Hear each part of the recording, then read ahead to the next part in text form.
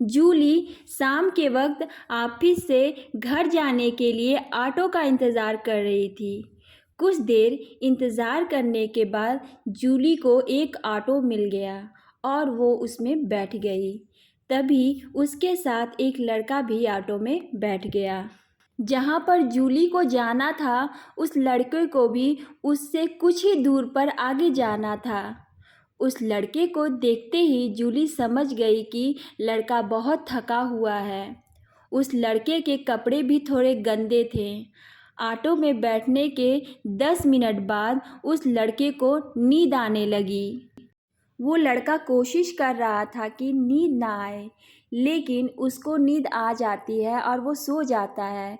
करीब 5 मिनट के बाद उस लड़के को गहरी नींद आ गई और उसने उसका सर जूली के कंधों पर रख दिया। जूली को इस बात का एहसास था कि ये लड़का बेचारा पूरा दिन काम करके थक गया है, इसलिए उसने उस लड़के से कुछ नहीं कहा।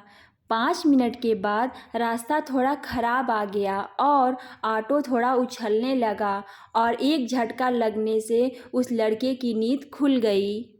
नींद खुलने पर उस लड़के को एहसास हुआ कि उसने अपना सर जूली के कंधों पर रख दिया था। उस लड़के ने तुरंत जूली से माफ़ी मांगी और कहा, मैडम मुझे माफ़ कर दीजिए, प्लीज़ मैडम मुझे माफ़ कर दो, मुझसे गलती हो गई है। मैंने जो किया उसके लिए मैं बहुत शर्मिंदा हूँ, प्लीज़ माफ़ कर दो। वो लड़का लगातार जूली से माफ़ी मांगता रहा। जूली ने कहा, अरे इसमें इतना माफ़ी मांगने की कोई ज़रूरत नहीं है। मैंने देखा कि आप बहुत थके हुए थे। मैंने तो सिर्फ आपको 5 मिनट के लिए अपना कंधा दिया। इसमें माफ़ी मांगने की कोई ज़रूरत नहीं है। तुम क्यों इतना माफ़ी मांग रहे हो? जूली की बात सुनकर उस लड़के ने राहत की सांस ली और कहा कि मैडम आप बहुत अच्छी इंसान हो। लड़के ने जूली से ये भी कहा कि मैं डर गया था कि कहीं आप मुझे आवारा लड़का ना समझ लें। आपने तो इस बात का बिल्कुल भी बुरा नहीं माना। अगर आपकी जगह पर कोई दूसरी लड़की होती तो वो मेरी इस हरकत के लिए पुलिस में रिपोर्ट कर देती।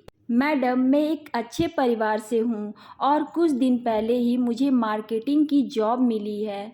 मैं तो डर गया था कि आप मेरी इस हरकत के लिए पुलिस में रिपोर्ट कर देंगी और उसके बाद मेरा पूरा करियर ख़राब हो जाएगा।